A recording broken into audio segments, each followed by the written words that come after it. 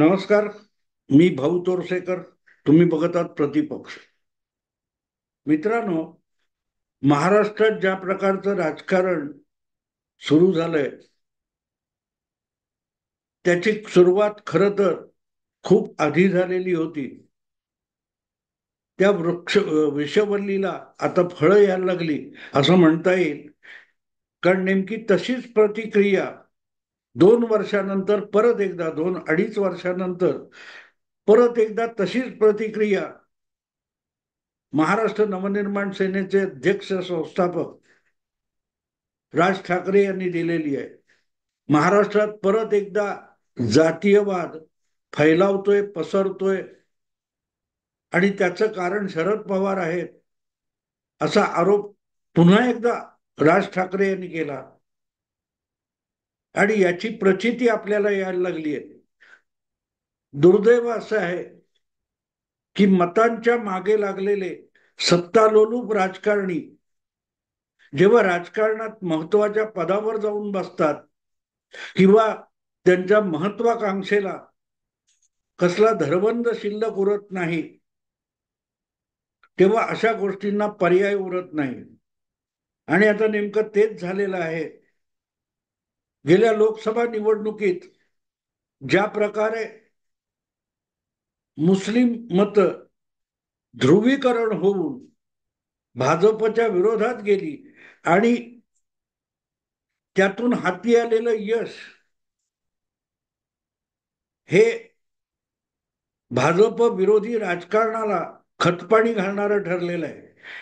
देशाच्या विविध राज्यामध्ये ज्या प्रकारे मतदान झालं ते आता हळूहळू सगळेच बोलायला लागलेत की मुस्लिमांनीच भाजपला रोखून दाखवलं. किंबहुना मुस्लिम नेते सुद्धा, पुरोगामी तर सोडा, राजकीय विश्लेषक सोडा, अगदी मुस्लिम नेते सुद्धा सांगायला लागले की आम्ही भाजपला रोखायचं आणि त्याच्या बदल्यात आम्हाला काय मिळणार. बंगालमध्ये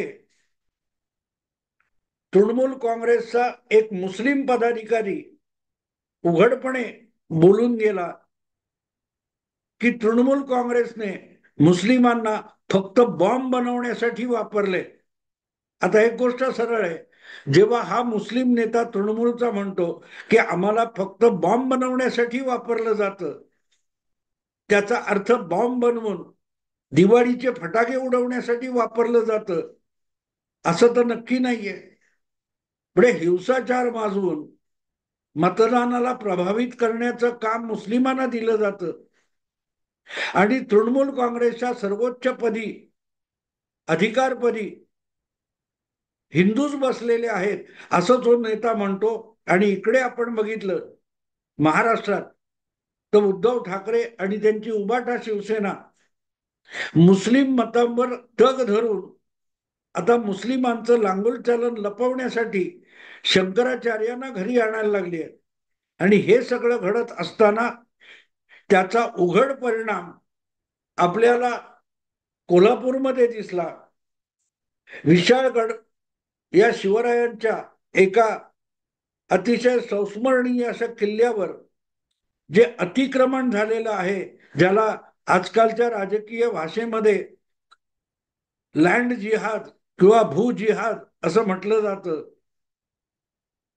तो प्रकार ते अतिक्रमण हटवण्यासाठी झालेल्या कारवाईतून जे राजकीय वातावरणाची नासाडी व्हायला लागलेली आहे त्याविषयीच्या राजकीय प्रतिक्रिया किंवा राजकीय मौन हे राज ठाकरे यांच्या एकूण भूमिकेचं समर्थन करणारं आहे किंवा त्याला दुजोरा देणार आहे असं म्हणता येईल. कारण राज ठाकरे यांनी 2 वर्षापूर्वी आपल्या वार्षिक मेळाव्यामध्ये शिवाजी पार्कातून सरळ सरळ आरोप केला होता की शरद पवारांनी आपला नवा पक्ष स्थापन केला 25 वर्षापूर्वी, तेव्हापासून महाराष्ट्रात जातीयवादाची विषवल्ली रुजवली आणि वाढवली, जोपासली. आज त्याचे सगळ्यात घाणेरडे दुष्परिणाम आपल्याला विशाळगड प्रकरणात बघायला मिळत आहे. विशाळगडमध्ये चाललेलं जे काही राजकारण आहे हे आषाढभूत राजकारणाचं प्रतीक आहे किंवा पुरावा आहे. कारण दुर्दैव असं की हे अतिक्रमण हटवावं आणि किल्ल्यांचं संवर्धन व्हावं यासाठी कोल्हापूरचे शाहू महाराजांचे जे वंशज मानले जातात ते संभाजीराजे गेली अनेक वर्षे प्रयत्न करत आहेत. रायगडापासून महाराजांचे किल्ले म्हणून ओळखले जाणारे जे जे पुरातन वास्तू अवशेष आहेत त्यांचं संवर्धन करण्याची जबाबदारी उचलून संभाजीराजे काम करत होते. आणि त्यांच्याच एक प्रकारे प्रोत्साहनानंतर या विशाळगडवरच्या जमीन बळकावणं, जमीन अतिक्रमण या विषयावर सरकारला कारवाई करावी लागली. पण ती कारवाई झाली ती अत्यंत हिंसक झाली. पोलिसांवर किंवा अतिक्रमण हटवायला गेलेल्यांवर स्थानिक जमीन बळकावणारे जे मुस्लिम समाजाचे लोक आहेत त्यांनी या हटाव पथकावरच हल्ला चढवला आणि त्यातून आता पोलीस केस उभी राहिली आहे. आणि ती पोलीस केस उभी राहिल्यानंतर केवढं मोठं राजकारण सुरू झालंय बघा. आणि मी राजकारण म्हणतो याचा अर्थ असा होतो की फक्त प्रतिक्रिया देणं, स्फोटक प्रतिक्रिया देणं हे जितकं बोलकं असतं तितकं अशा विषयामध्ये मौन धारण करणं सुद्धा जास्त बोलकं असतं. अन्यथा अमुक गोष्ट गुजरातला पळवली, तमुक गोष्ट गुजरातला पळवली म्हणून रडणारे आदित्य ठाकरे किंवा त्यांचे पिताश्री उद्धव ठाकरे सुद्धा विशाळगड प्रकरणामध्ये फारसं बोलायला तयार नाहीत. अन्यथा शिवाजी महाराजांच्या नावानेच ज्यांनी गेली 60 वर्ष तरी राजकारण केलेलं आहे अशा शिवसेनेचे वंशज प्रतिनिधी उद्धव ठाकरे किंवा आदित्य ठाकरे विशाळगड प्रकरणात मौन धारण करतात किंवा विचारलेल्या प्रश्नांची उत्तरं द्यायचं सुद्धा टाळतात. तिथे आपल्याला राजकारण कळतं. पण हे शिवरायांच्या नावाने दीर्घकाळ राजकारण करणाऱ्या उबाटा शिवसेनेपुरता विषय हा मर्यादित नाहीये. खुद्द शाहू महाराजांचे किंवा शिवरायांच्या घराण्याचे प्रतिनिधी म्हणून कोल्हापुरातून नुकतेच निवडून आलेले लोकसभेचे सदस्य शाहू महाराज सुद्धा विशाळगडावर अतिक्रमण करणाऱ्यांना सहानुभूती द्यायला गेले. यातून राजकारण हे किती किळसवाणं आणि आषाढभूताचं झालेलं आहे हे आपल्या नजरेत येतं. शिवरायांचं मी आत्ताची गोष्ट तुम्हाला सांगतो मित्र. मी काल परवा अमेरिकेतून आलो. 15 दिवस अमेरिकेत गेलो होतो. अमेरिकेची राजधानी असलेल्या वॉशिंग्टन DC मध्ये माझा मुक्काम होता. माझ्या भाच्याने अगत्याने मला तिथली 2 भव्य स्मारकं दाखवली. जे लोक अमेरिका जी आज मानली जाते युनायटेड स्टेट्स ऑफ अमेरिका जी 50-52 राज्य आहेत अमेरिकेची त्याची सुरुवात ज्या न्यू इंग्लंड म्हणतात ज्या भागामध्ये पूर्वेकडील अमेरिकेमध्ये झाली तिथे वॉशिंग्टन DC आहे. आणि तिथे लिंकन आणि तुमचा जेफरसन यांची भव्य वॉशिंग्टन आणि लिंकन यांची भव्य स्मारक आहेत. आणि त्या स्मारका जवळ गेलं की जगातल्या कुठच्याही टोकाहून आलेला माणूस असतो तो ती स्मारक बघून तिथला इतिहास जतन करण्याचा जो प्रयत्न आहे ते बघून भारावून जातो. हे 200-2.25 वर्षाचं राष्ट्र आहे अमेरिका आहे. आजचं जी अमेरिका आहे तिचं वय फार तर 250-250 आहे.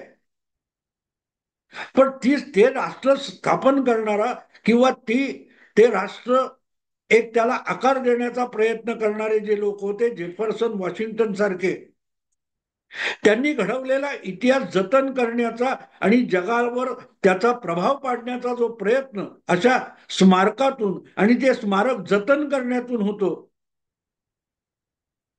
ती भावना आपण हरवून बसलोय का भारतीय असं वाटतं.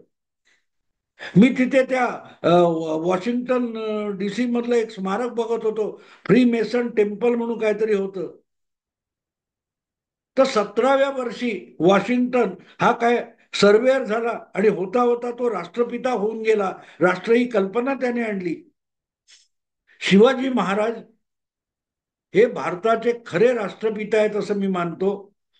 याचं कारण ब्रिटिशांनी अखंड हिंदुस्थान जोडला असं म्हटलं गेलं तरी तो अखंड हिंदुस्थान निर्माण करण्याचा पहिला प्रयास हा शिवरायांनी केला होता. आणि आज त्याच शिवरायांचा एक ऐतिहासिक स्मारक म्हणून भाग असलेला विशाळगड जो आहे, तिथल्या पावनखिंडीचा इतिहास पण आपण विसरून गेलोय. आपण त्या बाजीप्रभू देशपांडेला विसरलोय की ज्याने म्हटलं लाख मेले चालतील, लाखाचा पोशिंदा जगला पाहिजे. तानाजी मालुसरे असतील, बाजीप्रभू देशपांडे असतील, यासारखे सरदार सेनानी आपला जीव स्वराज्यासाठी ओवाळून टाकायला तयार झाले होते. पावनखिंडे नाव का दिलं? मुळात पावनखिंड नव्हती, पण जिथे हुतात्मा झाले बाजीप्रभू देशपांडे आणि त्यांनी आपलं रक्त सांडून ती खिंड पवित्र केली म्हणून ती पावन झाली आणि तिला पावनखिंड आपण म्हणतो. तो इतिहास घडवणाऱ्यांच्या नावाने आज सत्तेची फळं चाखू पाहणारे जे आहेत हे विसरून गेले. तो इतिहास जतन करायचा असतो. इतिहासापासून आपण काय शिकतो याचा जरा विचार करा. इतिहासात पाय रोवून उभे राहिलात तो वर्तमानपत्रात काय, वर्तमान काळात काहीतरी करू शकत असता. आणि वर्तमान काळामध्ये तुम्ही ज्या महत्वाकांक्षा बाळगता त्याच्यावर तुमचा भविष्यकाळ अवलंबून असतो. त्याचा आजच्या सत्ता भिलाशी किंवा सत्ताकांक्षी लोकांना पूर्णपणे विसर पडलेला आहे. ज्या प्रकारे शाहू महाराज हे लोकसभेत निवडून आले, काँग्रेस पक्षातर्फे निवडून आले, ज्या काँग्रेस पक्षाचा सर्वोच्च नेता हिंदू धर्माचा द्वेष करतो, हिंदू धर्माच्या चालीरीती, हिंदू धर्माचा इतिहास याची सातत्याने हेटाळणी करतो, त्याची मर्जी राखण्यासाठी शिवरायांचा वारस म्हणवणारा शाहू महाराजांसारखा एक कोल्हापूरचा खासदार विशाळगडवर अतिक्रमण करणाऱ्यांना सहानुभूती दाखवायला जातो. याची जगाच्या पाठीवर कुठेही बसलेल्या मराठी माणसाला आणि हिंदू माणसाला लाज वाटली पाहिजे. पण आषाढभूत जेव्हा माणसं होतात तेव्हा ती आपल्याकडे कर्तृत्व नाही याची कबुली देतात आणि कर्तृत्व हरवलेली माणसं कायम कोणाकडून ना कोणाकडून काहीतरी दान मिळेल, आपल्या झोळीत काहीतरी पडेल याच भावनेने जगत असतात. काँग्रेसला फार मोठं यश गेल्या लोकसभा निवडणुकीत मिळालं तर ते मुस्लिम मतांमुळे मिळालं. याचा हा सगळ्यात भीषण परिणाम आपण एक तर तो कुठे बंगालमधल्या त्या तृणमूल मुस्लिम नेत्याच्या तोंडच्या वक्तव्यातून ऐकायला मिळतो आपल्याला, आणि दुसरीकडे विशाळगडावर बघायला मिळतो. संविधान संविधान संविधान संविधान वाचवा, लोकतंत्र वाचवा याचा उद्घोष चालू होता. त्यापैकी कोणाला त्या बंगालमधल्या तृणमूलच्या मुस्लिम नेत्याचं वक्तव्य हे संविधानाला पायदळीत उडवणार आहे असं वाटलं नाही किंवा त्यावर भाष्य करावं असं वाटलं नाही. आणि लोकतंत्र आणि संविधान वाचवायला निघालेल्या उद्धव ठाकरे, आदित्य ठाकरे यांच्यापासून इंडी आघाडीच्या कुठल्याही महाराष्ट्रातल्या नेत्याला विशाळगडच्या अतिक्रमणानंतर, अतिक्रमण हटाव मोहिमेवर दगडफेक केल्यानंतर त्याच्या विरुद्ध वक्तव्य करण्याची हिंमत झालेली नाही. सगळ्यात मोठी दुर्दैवाची गोष्ट अशी की ते अतिक्रमण हटवलं जावं यासाठी प्रयत्नशील असलेले संभाजीराजे यांच्याच पिताश्रींकडून त्या अतिक्रमण करणाऱ्यांना सहानुभूती मिळावी यासारखं आपलं दुर्दैव नाही मित्रांनो, यासारखं आपलं दुर्दैव नाही. कारण सगळं राजकारण हळूहळू करत आषाढभूत होत चाललेलं आहे. की आपल्या हातात सत्ता असेल, आपण निवडून येऊ, निवडून आलो तर सत्तेचा वाटा आपल्याला मिळेल. पण त्यासाठी सत्तेवर येताना आपल्याला मुस्लिम मतांची गरज आहे. मुस्लिम एक गठ्ठा मतं पाहिजेत. म्हणून ज्या वेळेला शिवरायांचं नाव घेणारे आणि शिवरायांचा वारसा सांगणारे अगतिक होतात, त्याला आषाढभूत राजकारण म्हणतात. शिवराय आणि तत्कालीन इतर हिंदू राजे, मिर्झा राजे जयसिंग असेल किंवा जयसिंग काय तो होता महाराणा जयसिंग, यांचा वारसा चालवतोय आपण. शिवरायांच्या विरोधातली मोहीम काढणारा एक राजपूत होता, हिंदू होता, हिंदू राजा होता. पण आपली सल्तनत, आपली काय ती असेल ती सत्ता टिकवण्यासाठी बादशाला शरण गेलं, दिल्लीच्या बादशाला, आग्र्याच्या बादशाला शरण गेलेला होता.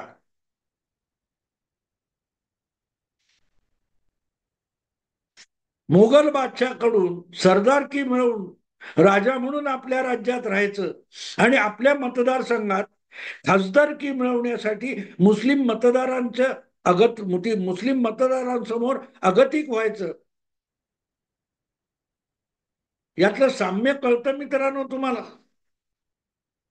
यातलं साम्य कळतं. शिवरायांनी ती कमान तोडल्याचा इतिहास आम्ही कौतुकाने सांगतो, पण ती कमान का तोडली होती? मुघलांसमोर नम्र व्हायचं नाही, नतमस्तक व्हायचं नाही म्हणून अटक पत्करली, पण कमान तोडली. त्या शिवरायांचा वारसा आणि शिवरायांचं नाव सांगणारे आजचे आषाढभूत मराठी आणि हिंदुत्ववादी आहे. आमचं हिंदुत्व वेगळं आहे, हे हिंदुत्व आहे मित्रांनो. मिर्झा राजे जयसिंग किंवा मिर्झा राजे जे कोण मानसिंग होते, त्यांनी धर्म बदलला नव्हता, हिंदूच राहिले होते. पण ते इस्लामी सत्तेसमोर जो औरंगजेब कट्टर इस्लामी होता आणि इस्लाम धर्माचा प्रसार करण्यासाठीच राजा सत्ता राबवत होता, त्याच्यासमोर शरणागत झालेले आषाढभूत तत्कालीन हिंदू राजे आणि शिवरायांमध्ये हा मोठा फरक होता. धर्मसत्ता वेगळी आणि राजसत्ता वेगळी. व राजसत्ता जेव्हा आपल्या धर्मसत्तेला संपवायला निघालेल्या दुसऱ्या धर्मसत्ता राजसत्तेला शरण जातो, तेव्हा आषाढभूत राजकारण सुरू होत असत. एक खासदारकी टिकवण्यासाठी विद्यमान शाहूराज, शाहू महाराज हे मुस्लिम अतिक्रमणकर्त्यांना शरण जायला निघाले, सहानुभूती द्यायला निघाले. किंवा उद्धव ठाकरे, आदित्य ठाकरे त्याविषयी मौन पाळतात. तो विषय म्हणून गंभीर होतो. इतिहास आपली पुनरावृत्ती करत असतो असं म्हणतात, कारण इतिहास समजून घेतला नाही म्हणूनच इतिहासाची पुनरावृत्ती होत असते. आपण दुर्दैवी एवढ्यासाठी असतो मित्रांनो, की आपल्यामध्ये सत्तेसाठी लोभी असलेले आपलं तत्वज्ञान, आपलं धर्मज्ञान, आपला अभिमान, स्वाभिमान गहाण टाकून सुद्धा भौतिक सुखांच्या मागे, भौतिक सत्तेच्या मागे धावत सुटलेले असतात. तिथे आपला पराभव होतो. कुठल्याही समाजाला अभिमानाच्या पायावर उभं राहता येतं आणि अभिमानाचे पाय कापून टाकले की सगळ्या सुविधा मिळत असतील पण ताठ मानेने जगता येत नाही. विशाळगडमध्ये चाललेलं जे राजकारण आहे ते नेमकं तसं आहे. ते आषाढभूतांचं राजकारण आहे. अभिमानाला तिलांजली देणारं राजकारण आहे. ते अतिक्रमण हटवलं जाईल, कायदा काय वगैरे बाजूला ठेवा. अतिक्रमण हटवायला गेलेले आजच्या कायद्यानुसार आणि जो कायदा इथल्या पुरोगामी सेक्युलर संविधानानुसार निर्माण झालेला आहे, त्याच्या विरोधात गुंडागर्दी करणाऱ्यांना सहानुभूती द्यायची असेल तर संविधानावर घाला घातला जात असतो. आणि याचंही भान सुटलेले सत्ता लोभी लोक जेव्हा संविधान वाचवायला लागतात त्या संविधानाला ब्रह्मदेव सुद्धा वाचवू शकणार नसतो. ही मित्रांनो वस्तुस्थिती आहे. बोलायला वाईट वाटतं, आनंद नाही होत. बारीक सारीक गोष्टीमध्ये मतप्रदर्शन करणारे शरद पवार गप्प आहेत. अगदी महायुतीच्या सरकारमध्ये असलेले उपमुख्यमंत्री अजितदादा सुद्धा आपला फुले शाहू आंबेडकरांचा वारसा सांगत विशाळगडाला सहानुभूती द्यायला पोहोचले होते. आपण ज्या सरकारमध्ये आहोत त्या सरकारमध्ये सहभागी होताना आपण कायदा आणि संविधानानुसार कोणालाही चुकीची अनुकंपा दाखवणार नाही अशी शपथ घेणारे अजितदादा विशाळगडला सहानुभूती द्यायला पोहोचतात, तेव्हा संविधानाची पायमल्ली होत असते. बोलण्यासारखं खूप असतं मित्रांनो, तात्पुरती घटना म्हणून बघून चालत नाही. पण परत एकदा 10 वर्षानंतर राजकारण त्या मुस्लिम मतांच्या गठ्ठ्यासाठी अगतिक होत चाललंय, तर ते स्पष्टपणे सांगणं आवश्यक होतं. म्हणून व्हिडिओतून तुमच्या समोर मांडलं. आवडलं लाईक करा, शेअर करा, सबस्क्राईब करा. नमस्कार.